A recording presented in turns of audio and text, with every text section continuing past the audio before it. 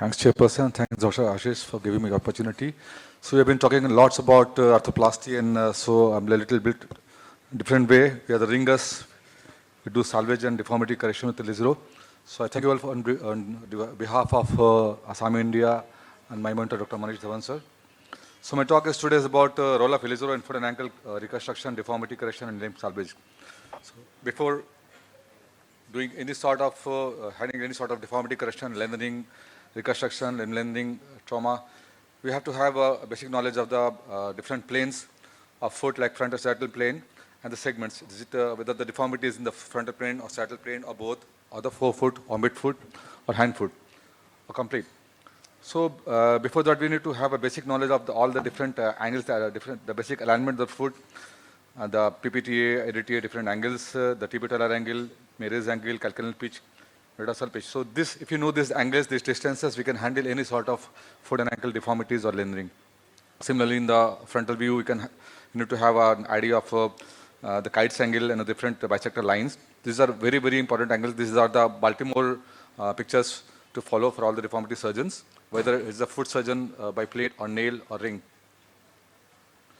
So these are different calcaneal alignments for the calcaneum, which is the PMA, different angles, whether the calcaneum is in varus or valgus, like this.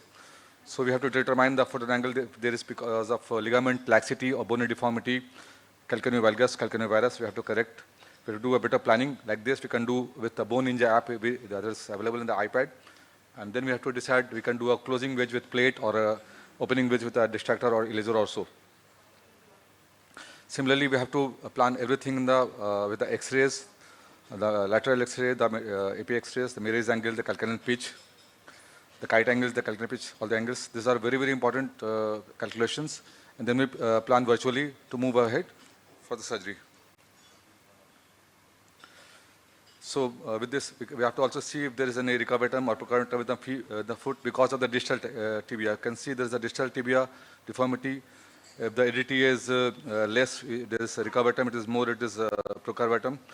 There can be impingement also. So these are very, very important angles. If it is distal tibia, calcaneum, talus, or both, or the metatarsal. So we can handle similarly the flat foot or the rock bottom foot with Ilizero. If the flat foot, we can just do the calcaneum lengthening with Ilizero. If it is a rock bottom foot, we can do either calcaneal or talar reconstruction and complete correction with Ilizero. So I'm giving a basic idea of all the deformities. If you have a hallux valgus, Shantanu sir is a wonderful wonderman doing all the foot angle surgeries with a plate or a nail. We can do with Ilizero or simply wire. You can see the different configurations here for Ilizero for that hallux valgus deformity. And similarly, these are the different type of osteotomies we can do in the calcaneum for the calcaneum lengthening for the flat foot. We can do curved straight osteotomies. We can do L-shaped osteotomy, or we can do for the lengthening of the forefoot, or the skate-shaped osteotomy, or the V osteotomy for the clubfoot, or Y osteotomy, or even lengthening of the stump. These are different examples we can use for like the burn deformities. We have a equinus foot. We have to do calcaneal lengthening in this case. We can do toe lengthening, we can do stem lengthening. It's a vast chapter. I'm just giving you a glimpse of all the cases we can do with Ilizero and foot and ankle deformities. Or you can handle such a grotesque deformity at the last. So good planning is very, very important in all these cases. For the ankle arthrodesis, as Shantanu sir said, we can use a plate or nail or simple Shanley's method. So this is the basic frame assembly in this case. This is the principle. We can do a subtalar arthrodesis, we can do a mid-tarsal arthrodesis, we can do a Liszt Frank arthrodesis. These are the virus placements, and this is the Ilizero configuration. I have to skip fast because time is less. So let's come to the basic foot and ankle deformity, that is clubfoot deformity. So very, very common in the cases. In the pediatric cases, we can do with slab, but the adult cases, starting from 1 to 5, we can do JS. After 5 years to around 50 years, we have been doing with Ilizero with a beautiful configuration, very good results. You can see the deformity in the both the foot. So we can take all these cases. The principle is same, the positive principle is the same. So we have to see the basic principles of cave deformity. We do it either by soft tissue corrections or JS or Ilizero. The principle is same. So you have to correct the cave, cavus, adduction, varus, and equinus.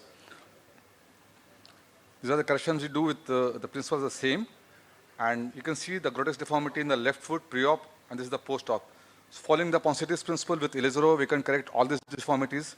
These are different stages of surgery. Similar case with right club foot. You can see the end result because patient can walk without any support. So the principles we have to follow, this is a very young girl, but she was planning to get married with a magical smile. Now she's got married. So we can do all these cases, the principles we have to follow, when we have to do the astronomy, when to do the lengthening. So this is the basic configuration of Elizero for the adduction correction, the plantar view of the same, for the varus correction of the calcaneum, for the equinus correction. So if you follow all this principle, and this is the step-by-step Elizero application in the Kurganoti, in the pediatric case, or similarly in myoti for the adult case. These are the basic steps, is the simple, on the chapter. So at the end we can see this is a complete Elizero frame. We applied the proximal tibial frames, the hind foot frame, the foot frame, and then toe wires also. Many times we have claw foot, we have to correct the toe wires also. So every step has to be addressed meticulously to get a very good end result. This is the final assembly of Elizero for a claw foot. So the placement of distractors is very, very important. Place of hinges, it's all the play of the hinges. Hinge play is very, very important in all the cases. So at the end we play the sound with the range of motion is very important. The hinge has to be placed such the range of motion is free. We can do all the corrections meticulously. There has to be no obstruction. It has to be placed at the level of talus, at the place of metatarsal. If you are doing a mid-tarsal astronomy, we are doing a V astronomy, depends on that. So we can, at the end, we can get a happy clubfoot family with this. Similarly, we can also address deformity correction with limb lengthening. If there is limb shortening also in tibia and equinus also, so we have to address either distal tibia or proximal tibia. We can do correction of the limb lengthening across with the mid-tarsal astronomy, as you can see in this phase, in this foot. So address complete deformity, check if there is any limb lengthening deformity. Always do full-length scanogram. So this is a simple case of the periodic case of the deformity correction with limb lengthening. We can put a Elizero hinges, correct the deformity, then do the limb lengthening. Address all the things. Do a pre and post-op scanogram always in all cases. So these are the grotesque deformity of the pseudoarthrosis of the foot. We have done deformity correction, limb lengthening cases, along with support of TENS. These are two similar cases of pseudoarthrosis. You can see two patients standing together.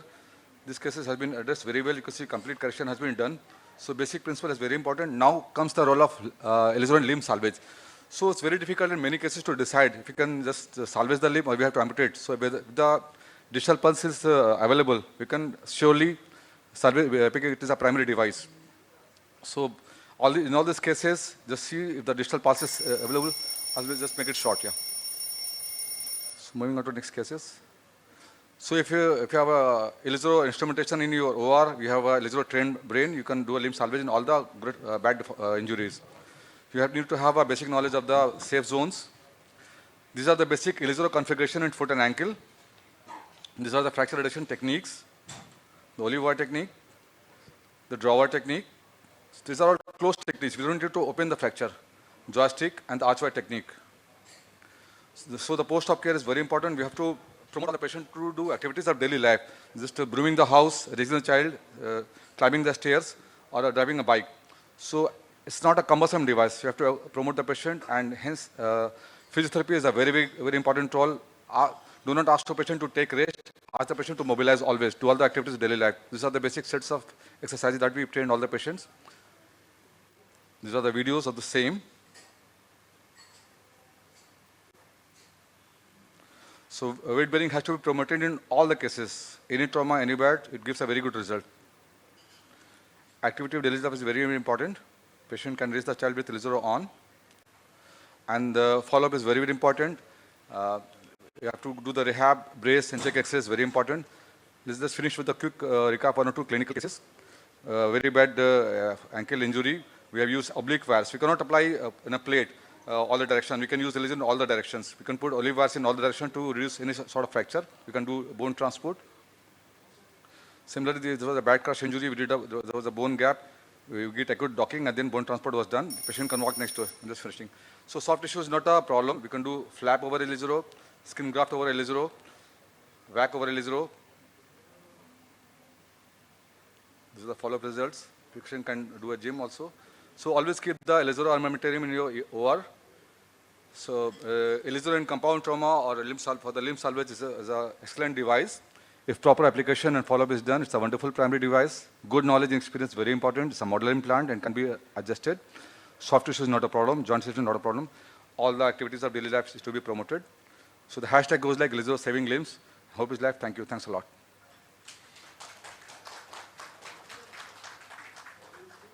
Any question, please?